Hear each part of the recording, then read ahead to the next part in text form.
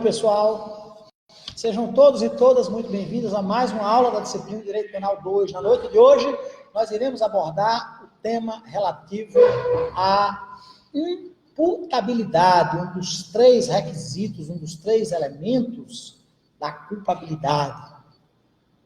Lembrando que os outros dois elementos são justamente a exigibilidade de conduta diversa e, vejam só vocês, também, além da imputabilidade e da exigibilidade da conduta diversa, a potencial consciência da ilicitude. A culpabilidade, que conforme foi ministrado na aula passada, é visto pelos adeptos da teoria do finalismo como sendo um pressuposto da aplicação da pena. Para a doutrina clássica, contudo, a culpabilidade faz parte da estrutura analítica do crime, do conceito analítico do crime, sendo, vejam bem vocês, minhas amigas e meus amigos, os três elementos que compõem a estrutura, o conceito analítico do crime. Mas vamos lá, vamos conversar a respeito realmente da questão da imputabilidade. Primeiramente, cabe-nos a missão de discorrermos a respeito do conceito de imputabilidade, o que vem a ser imputabilidade. Vejam só, senhoras e senhores, meus amigos e minhas amigas. O que é imputar? Imputar significa justamente atribuir. Atribuir algo a alguém. Quando você diz que imputou-se uma conduta criminosa a um determinado indivíduo, você nada mais diz que a ele foi acusado de uma prática criminosa, né? Você diz que imputou-se ao indivíduo a prática de um determinado delito, né? Você atribuiu a responsabilidade pela prática do ilícito àquela determinada pessoa, aquele indivíduo, aquele homem ou aquela mulher, né? Justamente, a questão da imputabilidade.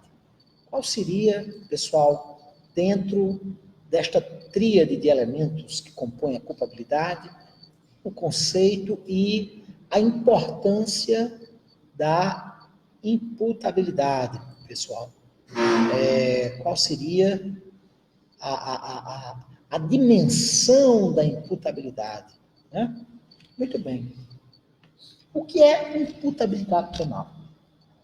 A imputabilidade penal consiste no conjunto de condições, o conjunto de condições subjetivas, o conjunto de condições pessoais que concedem ao agente a capacidade para que lhe seja juridicamente imputada a prática de um determinado fato punível, certo? Qual é o conceito, portanto, de imputabilidade?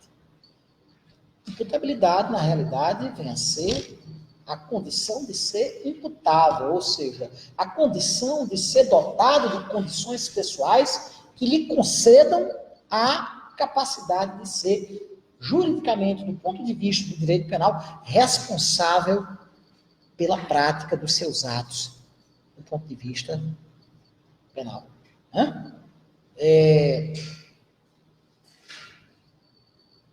Confronta-se com o conceito de imputabilidade, o conceito de inimputabilidade. Da mesma forma que imputável é aquele indivíduo que reúne condições bastantes para responder criminalmente pelos seus atos, a inimputabilidade, por outra feita, trata-se justamente da situação em que, por um determinado motivo, o indivíduo não é responsável criminalmente pelos seus atos. O artigo 26 do Código Penal Brasileiro trata da inimputabilidade, dizendo que é isento de pena o agente que, por doença mental ou desenvolvimento mental incompleto ou retardado, era, ao tempo da ação ou da omissão, inteiramente incapaz de entender o caráter ilícito do fato ou de determinar-se de acordo com esse entendimento. Certo? imputável, portanto, a teor do que reza a nossa codificação, a teor do que reza o Estatuto Repressivo Brasileiro, vem a ser aquele sujeito que reúne condições mentais, reúne condições cronológicas, haja visto que os menores de 18 anos não têm responsabilidade penal e, portanto, são também inimputáveis, certo?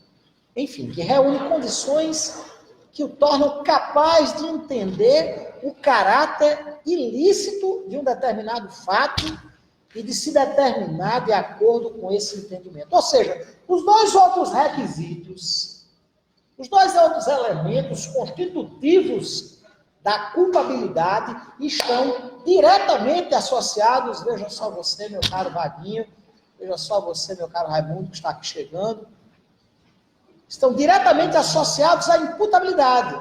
Por quê?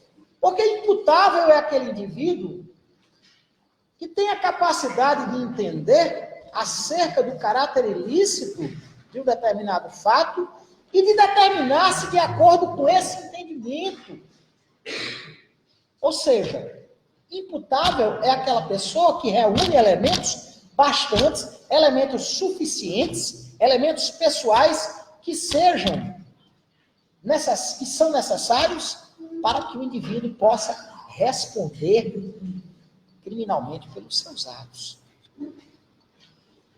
É interessante que o conceito de imputabilidade ele está diretamente associado ao conceito de responsabilidade, muito embora imputabilidade e responsabilidade sejam duas coisas diferentes. A responsabilidade consiste na obrigação que alguém tem de responder pela prática dos seus atos, ou seja, de sofrer as consequências jurídicas de sua conduta. Existe a responsabilidade civil, que está associada ao dever de indenizar, ao dever de reparar a vítima pela lesão suportada ao seu direito.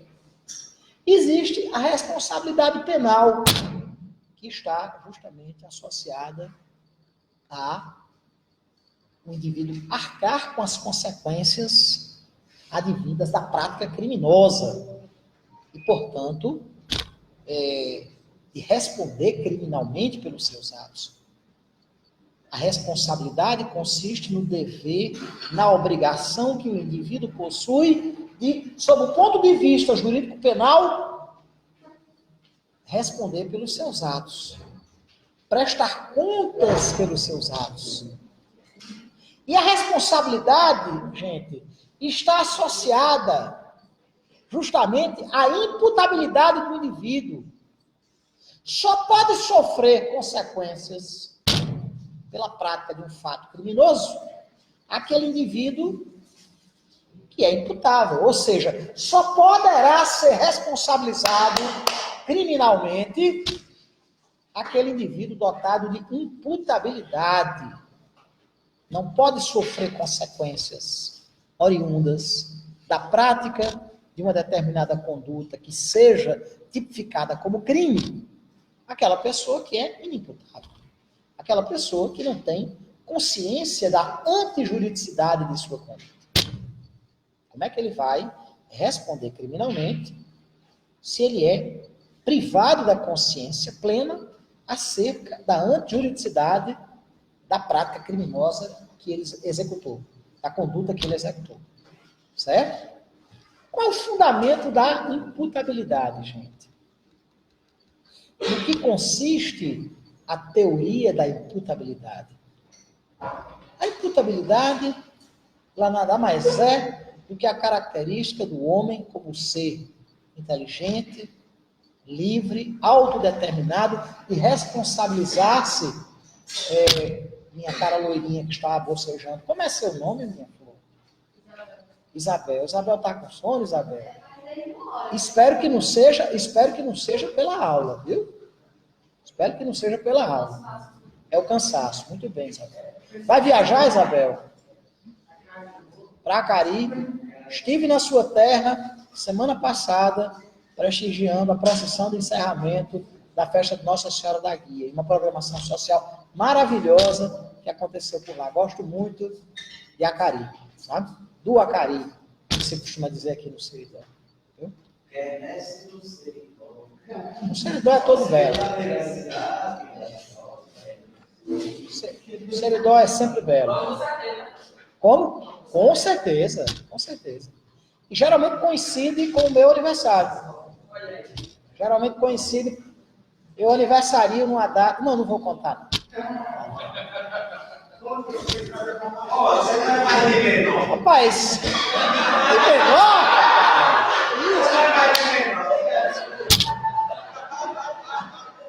meu aniversário se dá justamente no dia que a turma de Osama Bin Laden resolveu derrubar as Torres Gêmeas. Uma data explosiva. Não se pode. Agora, infelizmente, meu aniversário é associado a duas datas muito tristes, que é o 11 de setembro de 2001, o atentado às Torres Gêmeas, e o golpe que derrubou o presidente Salvador Allende no Chile, colocando no lugar o famigerado Augusto Pinochet, ditador que durante mais de 16 anos comandou os destinos da nação chilena. Mas retornando aqui à questão da imputabilidade. Meus amigos e minhas amigas, o ser humano trata-se de um ser racional. E logo, sendo um ser racional, possui autocontrole. E possuindo autocontrole, possui a capacidade de discernir acerca de fazer ou não fazer aquele ato, cometer essa ou aquela conduta. Entretanto, existem algumas pessoas que não possuem essas atribuições. Existem certos indivíduos que, por diversos fatores, como, por exemplo, desenvolvimento mental incompleto, ou alguma patologia psiquiátrica grave, não têm condições de exercitar livremente seus atos e, portanto, não têm condições de discernir acerca da ilicitude de eventuais condutas tipificadas como crime que venham a praticar, certo? São pessoas que não têm como escolher entre optar ou não optar pela conduta criminosa.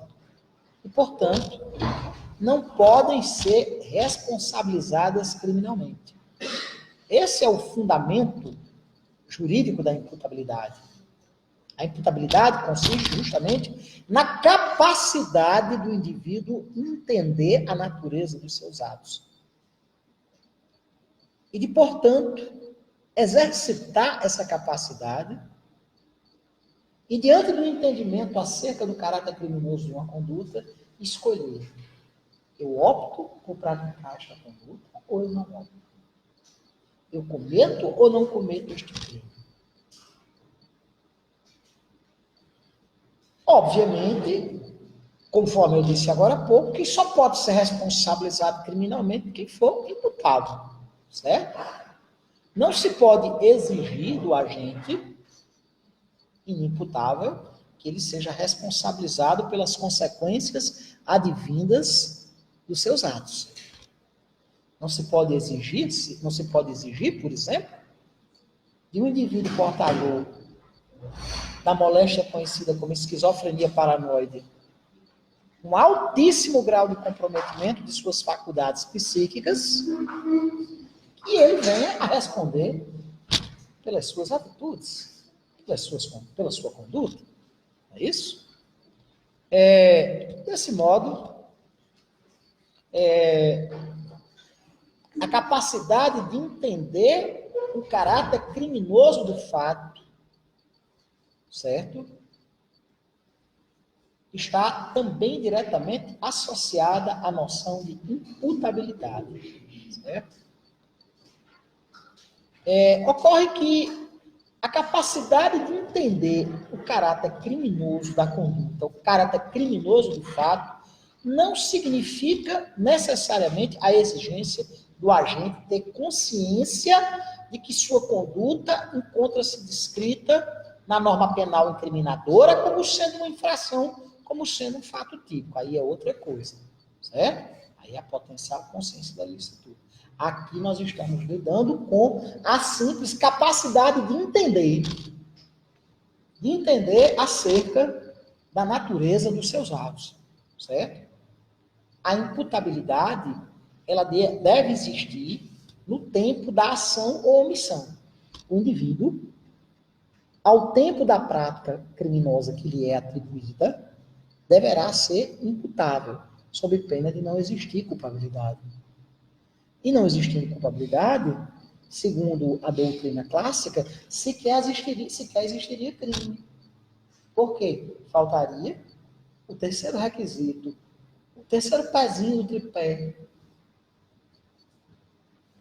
Tipicidade, antitipicidade e culpabilidade. Já visto aqui, a imputabilidade trata-se de um dos elementos, um dos três elementos da culpabilidade. Segundo a teoria finalista, até existiria crime, mas não existiria culpabilidade. E, portanto, a culpabilidade sendo interpretada como pressuposto da pena, o indivíduo inimputável não poderia ser responsabilizado criminalmente. Vocês estão entendendo? Evidentemente que a imputabilidade ela deve existir ao tempo da ação ou omissão. Certo? Para que o indivíduo seja responsabilizado criminalmente. Do ponto de vista da maioridade penal, são considerados pela adoção, dentro do nosso sistema jurídico, do critério biológico, todos os menores de 18 anos.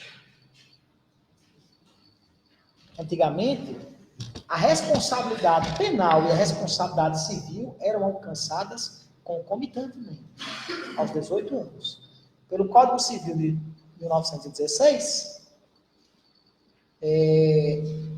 a responsabilidade civil só era alcançada aos 21 anos de idade, porque a responsabilidade civil coincidia com a maioridade civil. Após o advento do Código de 2002, não. Hoje, nós temos a capacidade civil aos 18 anos, a capacidade penal aos 18 anos. Do mesmo jeito. Concomitantemente. Outrora não. Outrora você alcançava a maioridade penal aos 18, mas a sua capacidade civil de modo pleno só era alcançada aos 21 anos. E você só poderia ser responsabilizado civilmente aos 21 anos. O Código de 2002 acabou com essa dicotomia. Hoje, a responsabilidade, tanto civil quanto criminal, são atingidas aos 18 anos de idade. Tanto o dever de indenizar, quanto a obrigação de responder através da imposição de sanções penais pelos atos de natureza ilícita, pelos atos criminosos, à luz do direito penal, ambas são alcançadas aos 18 anos de idade. Em alguns sistemas jurídicos, utiliza-se o critério biopsicológico. O critério biopsicológico entende que a maioridade deva ser alcançada em determinado estágio da vida, mas existem indivíduos que detêm um grau de maturidade antes de alcançar esse limiar, certo? Não foi o sistema que nós adotamos. É o sistema que alguns estados americanos, por exemplo, adotam. Em alguns estados americanos, a maioridade penal é alcançada aos 12, 14 anos de idade. Há outros que a maioridade penal só é alcançada aos 21 anos de idade. Certo? Depende muito. Lá existe um sistema realmente federativo. Aqui não. Inclusive aqui no Brasil, existe uma atenuante genérica, só antecipando a teoria da pena, meu caro Raimundo. Uma atenuante genérica referenciada pelo nosso Estatuto Repressivo, que diz que a pena sempre será atenuada quando o crime é praticado pelo agente maior de 18, obviamente maior de idade, né? E menor de 21 anos. Isso é uma atenuante. Por quê? O legislador penal entende que o indivíduo, no início de sua caminhada, pela menor experiência de vida, pelo menor nível de amadurecimento, moral, psíquico, intelectual, ele deva ser responsabilizado criminalmente, lógico, mas de forma atenuada. Certo? Os delitos praticados nesse intervalo de 18 e 21 anos, eles sempre sofrem, quando da dosimetria da pena, a incidência dessa atenuante genérica. Certo? Muito bem. Além desse critério biológico no tocante à maioridade penal, e obviamente menores de idade são imputáveis, existem outras situações em que, adotando-se um critério psicológico, certo? O legislador penal excluiu a imputabilidade e, portanto, se exclui a imputabilidade, exclui a culpabilidade. Independentemente de você entender a culpabilidade como elemento do crime ou não, como elemento do crime ou pressuposto da pena, independentemente de você se filiar, de você simpatizar com a teoria clássica ou a teoria finalista, não existindo a imputabilidade, logicamente não vai existir culpabilidade. E ou não vai haver crime, segundo a teoria clássica, ou não haverá a culpabilidade como pressuposto da pena. De certo que, não havendo imputabilidade, não há culpabilidade. Como eu disse a vocês, naturalmente, pela adoção desse critério biológico, menores de 18 anos são inimputáveis. Mas se o maior de 18 anos, ele poderá ser inimputável? Claro, claro. Existem determinadas situações em que se dá a exclusão da imputabilidade, a exclusão dessa capacidade de entendimento do indivíduo. A imputabilidade nada mais é do que a capacidade de entender e querer. A capacidade de se autodeterminar. A capacidade, enfim, de saber que aquilo que está fazendo é certo ou errado. A imputabilidade é uma regra entre os maiores de 18 anos de idade. Mas existem exceções. Existem exceções essas referenciadas, inclusive, lá no artigo 26, que eu citei agora. A princípio, todo indivíduo maior de idade é imputável, salvo quando ocorrer alguma causa de exclusão da imputabilidade. A imputabilidade pode ser excluída por diversas causas, denominadas de causas de inimputabilidade. Não havendo inimputabilidade, eu espero que não seja por causa da aula. Espero que esse som seja só cansaço mesmo, porque nós já estamos quase nos aproximando.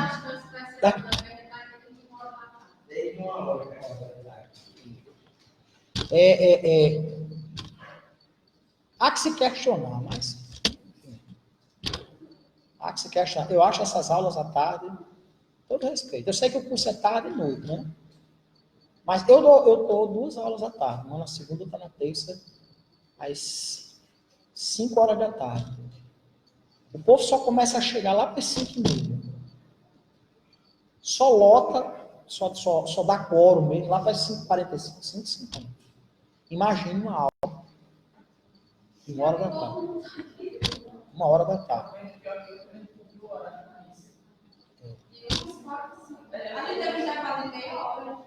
Coisa boa. Não, coisa boa porque vocês estão cumprindo horários, são vacilos. Não, mas sabe o que é? Sabe por que só dá gente lá? Porque eu não... Assim... A lista... Exatamente. E também porque a lista... Tem professor que passa a lista e recolhe. Não vejo sentido nisso. Né? Não vejo sentido.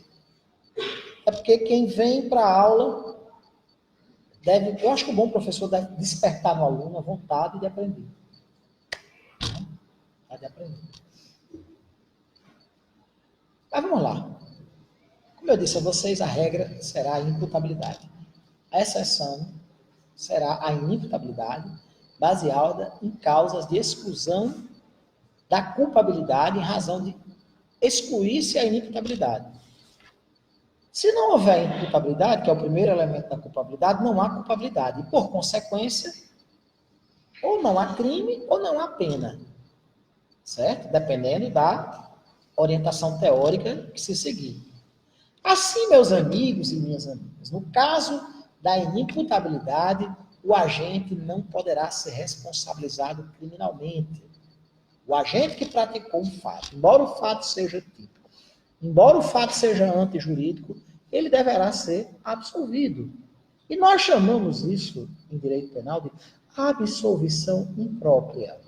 Por que absolvição imprópria? Porque o agente existe inclusive um incidente no processo penal, certo? Um incidente utilizado para que seja decretada a inimputabilidade do indivíduo, certo? Que é denominado incidente de insanidade mental. Se por acaso a defesa do acusado alegar essa tese de inimputabilidade em razão da insanidade mental, e ela restar vitoriosa, a sentença absolutória é denominada, do ponto de vista técnico-jurídico, de absolvição imprópria. Sentença de absolvição imprópria. Minha flor, se você quiser telefonar, pode ficar à vontade e telefonar lá fora. Se você pode ficar à vontade.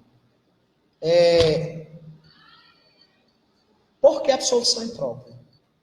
Porque o indivíduo é absolvido e, portanto, não será reincidente, mas a ele é atribuída uma obrigação, que alguns doutrinadores chamam de sanção penal, outros não. Certo? É a chamada, vejam só vocês, inimputável não responde por pena, não sofre pena, é a chamada medida de segurança. A medida de segurança poderá ser de caráter ambulatorial, quando o sujeito venha a ter, por força de dispositivo sentencial, por força de um comando jurisdicional do Estado, a obrigação de se submeter a um tratamento médico, frequentando posto de saúde, um hospital, eventualmente, ou se submetendo a tratamento em casa, certo? Chamado tratamento ambulatorial, ou a medida extrema, que é a de internação. Que pode, inclusive, existem doutrinadores que se debatem contra isso, mas pode durar a vida inteira. Se o paciente não tiver nenhuma condição de conviver harmoniosamente com a sociedade, ao menos em tese, ele pode passar a vida inteira em um manicômio judiciário.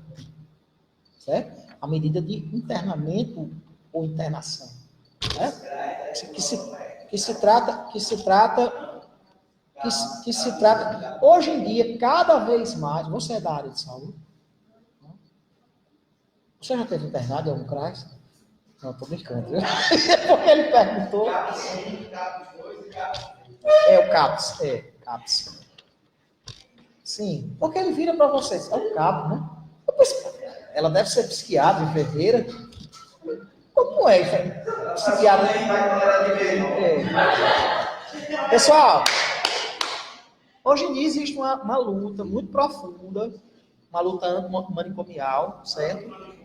Aqui no Brasil, a introdutora dessa humanização do tratamento das doenças psiquiátricas foi uma grande cientista, grande médica brasileira, doutora Nice da Silveira, certo?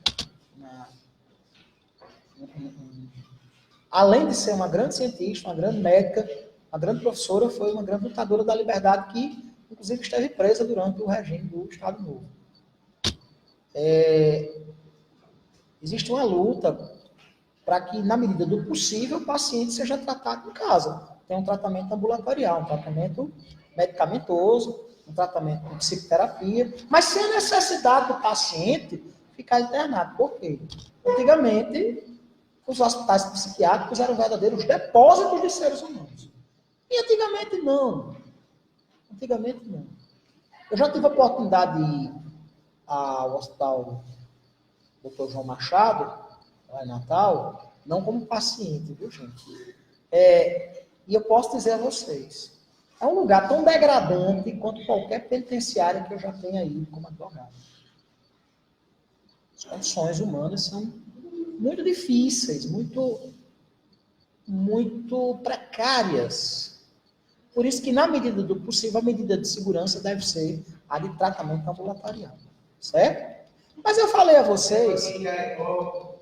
Acaba conseguindo ganhar para... Disseram que era doido, era falando que era rico, a gente fica lá com o marido. Aí quando ele chega lá, eu sempre ia visitar lá, da renovação da minha mas não trabalho, porque lá tem tudo. Aí quando eu chego lá, todo bem vestido, você quer alguém começar a odiar ele, olhar para ele assim. Ele viu que era mais jogo, estar preso. Aí eu chegar assim, você não é doido, não, você está se fazendo, eu conheço. Um bocado assim, já diagnosticado, você não é doido, não, você está se fazendo. Dizem que um paciente portador de uma moléstia psiquiátrica reconhece o outro. Bom, pessoal, mas vamos falar das causas de exclusão da imputabilidade. A primeira e mais óbvia delas, e eu me refiro, gente, à causa de exclusão da imputabilidade no tocante aos maiores de idade, né? Aos maiores que são inimputáveis e, portanto, que não podem ser responsabilizados criminalmente. A primeira e mais óbvia delas é a dos portadores de doenças mentais. Não é todo portador de doença mental que é inimputável, né? E que, portanto, não pode ser responsabilizado criminalmente. Isso vai depender, logicamente, da capacidade de entendimento ou não que o paciente venha ter. Não é toda pessoa, até porque numa sociedade conturbada como a nossa, é muito difícil que ele não tenha alguma doença psiquiátrica. É preciso que a gente acorde para essa realidade. Todos nós, ou quase todos nós, ao longo de nossas vidas, iremos sofrer de alguma doença psiquiátrica. De ansiedade, depressão, síndrome do transtorno bipolar. São doenças extremamente comuns, certo? E são doenças como outras quaisquer. O paciente que precisa, num determinado momento de sua vida, submeter-se a um tratamento psiquiátrico, não quer dizer que ele seja louco. Muito pelo contrário, isso indica que ele tenha consciência de que precisa de ajuda. Ninguém culpabiliza ninguém por exemplo, tomar omeprazol para gastrite, tomar aquele remédio para pressão que a gente toma. Como? Não, Rivotril não.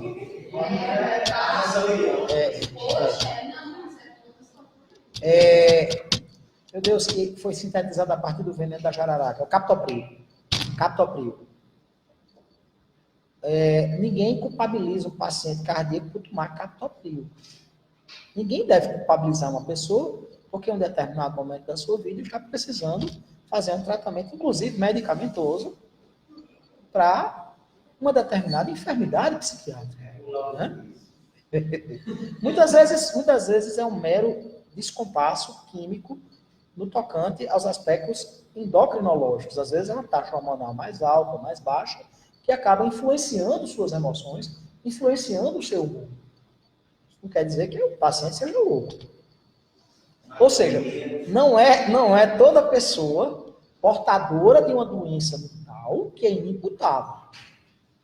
Pessoa que, por doença mental, não tem o devido entendimento regular das coisas, que não sabe nem entender a natureza lícita ou ilícita dos seus atos, essa daí, evidentemente, não deve responder criminalmente, porque é inimputável. Certo? Outra causa de exclusão de imputabilidade. O desenvolvimento mental incompleto. Certo? O indivíduo que, por algum problema mental, não tenha, como, por exemplo, os oligofrênicos, as pessoas que possuem quociente intelectual inferior, alguns cientistas falam inferior a 60, inferior a 50, de quociente intelectual, sabe? São chamados oligofrênicos, são pessoas que têm um diminuto entendimento das coisas. Mas nem todo oligofrênico é inimputável. Tem que haver um nível de comprometimento tão grande a ponto dele não entender o que está fazendo. Certo? As pessoas que têm desenvolvimento mental retardado, as pessoas que têm um déficit intelectual que não lhes permite se autodeterminar e, portanto, entender a natureza ilícita de suas condutas. Certo? E há uma derradeira, que é a questão da embriaguez completa proveniente de caso fortuito ou força maior. Certo? A embriaguez patológica não é... Olha, prestem atenção. Nós vamos ter uma aula, inclusive, sobre embriaguez, certo? Não é uma pessoa que está alcoolizada que é inimputável. Só, está sempre alcoolizada. Não. Existe uma modalidade de embriaguez. Olha, a embriaguez patológica provocada por caso fortuito, certo?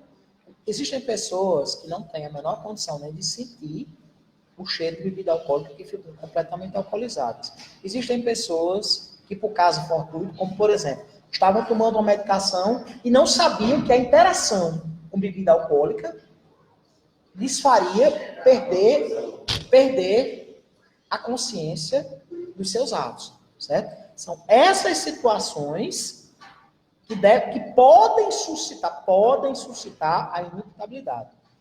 Essas três primeiras causas de exclusão da imputabilidade, o desenvolvimento, a doença mental, o desenvolvimento mental incompleto, o desenvolvimento mental retardado, estão disciplinadas lá no artigo 26 do nosso Código. A quarta, essa questão da embriaguez completa proveniente de caso fortuito ou força maior, encontra-se disciplinada lá no parágrafo 1º do artigo 28 do nosso Estatuto Repressivo. Certo? No artigo 27 do nosso Código, está consignado que os menores de 18 anos de idade são penalmente inimputáveis, ficando sujeito às normas do Estatuto da Criança e do Adolescente, que é a legislação especial que versa acerca dos menores de idade, certo? A menoridade penal constitui uma causa de exclusão da imputabilidade, certo? Que indiretamente, segundo parte da doutrina, encontra-se abrangida pelo desenvolvimento mental incompleto. Haja vista que, pelo critério adotado pelo nosso legislador penal, só se atinge o desenvolvimento mental completo aos 18 anos de idade, certo? Ou seja, nós temos essas causas de exclusão de imputabilidade baseadas em doença mental, no desenvolvimento mental incompleto ou retardado, na embriaguez total, proveniente de caso fortuito ou força maior, e na questão da menoridade, certo? São essas as situações em que se exclui a imputabilidade. Os doentes mentais e as pessoas maiores de idade que têm um desenvolvimento mental incompleto ou retardado deverão responder a medidas de segurança. Não se aplica pena inimputável, certo? Ele será absolvido por ausência de culpabilidade, devendo ser sujeitado, aliás, a uma medida de segurança. No tocante aos menores, esses responderão tão somente pelos atos infracionais cometidos, certo? Devendo cumprir medidas socioeducativas. Existe ainda, pessoal, sim, detalhe, o indivíduo absolvido em razão da inimputabilidade, certo? Ele é absolvido, embora o termo técnico correto seja absolvição imprópria, ele é absolvido para todos os fins, inclusive para fins de reincidência. Ele não será reincidente se porventura responder a um outro processo penal. Existe ainda uma noção que a doutrina nos traz de semi-responsabilidade. Uma situação que se encontra entre a imputabilidade e a inimputabilidade. É um estado intermediário em que o indivíduo tem lampejos de consciência, certo? Em que ele tem uma certa consciência, um certo entendimento. Evidentemente que esse estado psiquiátrico possui reflexos na questão da culpabilidade e, por consequência, na responsabilidade do agente. Situam-se nessa faixa limítrofe, certo? Aquilo que a psiquiatria francesa de demi-fou ou demi-responsable, que são aqueles pacientes, certo? Portadores de doenças mentais, de um menor nível de comprometimento de suas faculdades psíquicas, ou aqueles indivíduos que possuem a debilidade mental num estágio mais incipiente, mais tímido, né? Mais iniciante. São indivíduos que têm resíduo de consciência. Esses indivíduos são chamados de semi-inimputáveis, certo? O semi-inimputável tem uma responsabilidade diminuída. É a chamada imputabilidade diminuída ou semi-imputabilidade, certo? Como o próprio nome indica, isso não constitui uma causa de exclusão da culpabilidade. O agente responderá pelo crime, certo? Com a pena privativa de liberdade atenuada, ou responderá por uma medida de segurança, dependendo do nível de comprometimento, certo? O nível de comprometimento. A sentença, como eu disse a vocês, que acolhe um argumento defensivo no sentido da imputabilidade do agente, ela é denominada de sentença absolutória imprópria, certo? Por quê? Porque o réu, ele não poderá responder por pena. Mas os semi-imputáveis, a sentença será uma sentença condenatória. O juiz, primeiramente, condena o réu, fixando uma pena privativa de liberdade, e depois ou diminui a sanção ou aplica a pena a medida de segurança substitutiva, certo? Nós não temos no ordenamento jurídico brasileiro o sistema do duplo binário, o sistema em que se admite a aplicação de pena e medida de segurança, certo? Existe, no caso dos semi-imputáveis, uma responsabilidade diminuída, que é diferente da inimputabilidade. No caso da inimputabilidade, ele simplesmente não tem responsabilidade. No tocante pela completa ausência de capacidade intelectiva para entender e discernir acerca da natureza de sua conduta, certo? No inimputável, não. No inimputável, se ele for apenas parcialmente capaz de determinação, de ação diante das situações da vida, haverá uma diminuição da pena, certo? Que é, inclusive, direito subjetivo do acusado, não se constituindo em mera faculdade do réu, certo? Nos termos propostos pelo Código Penal, essa redução vai de 1 a 2 terços, certo? E o juiz deverá diminuí-la em se tratando da questão da semi-imputabilidade, certo? O critério adotado deve ser a intensidade do mal mental que acometeu o paciente, que acometeu o sujeito, e também, logicamente, a gravidade objetiva do fato, certo? Por se tratar de uma semi-responsabilidade, certo? Como eu disse a vocês, a sistemática adotada no nosso Código Penal adotou o sistema unitário, o sistema também denominado de vicariano, não permitindo a aplicação conjunta de pena privativa de liberdade e medida de segurança, certo? Poderá, inclusive, ser utilizado pelo juiz para os semi-imputáveis ou semi-imputáveis a aplicação da medida de segurança como forma de não punir a conduta do agente, mas como forma de reinseri-lo na sociedade, combatendo-se esse mal, essa doença psiquiátrica que eventualmente venha a cometer. Certo, pessoal? Encerramos aqui nossa aula acerca de imputabilidade. Espero que vocês tenham todos gostado. Agradecendo a quem ficou até agora acompanhando essa nossa singela exposição acerca do tema imputabilidade e nos despedindo de todos com um carinhoso abraço e com os desejos de uma ótima semana, uma ótima noite. Fiquem todos com Deus e até a próxima aula, pessoal. Tchau.